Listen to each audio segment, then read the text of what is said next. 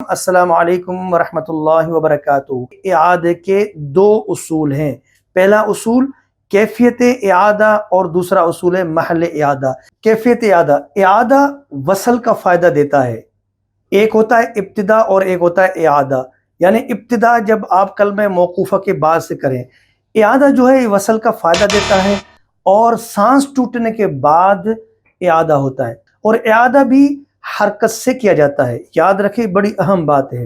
اور کیفیت ابتدا بھی حرکت سے ہی ہوتا ہے۔ دونوں میں فرق کیا ہے؟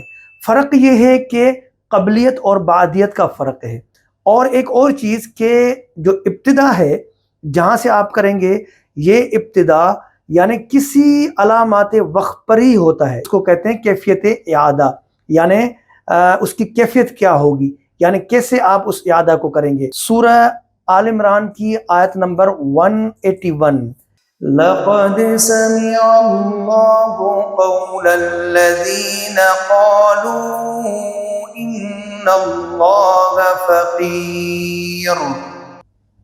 اب یہاں پر فقیر، یہاں پر کوئی بھی وقف سائن نہیں ہے، وقف کا کوئی نشان نہیں ہے، لیکن ادھر سانس ٹوٹ گیا۔ اب سانس ٹوٹنے کی صورت میں اعادے میں محل کا خیال رکھنا ہے۔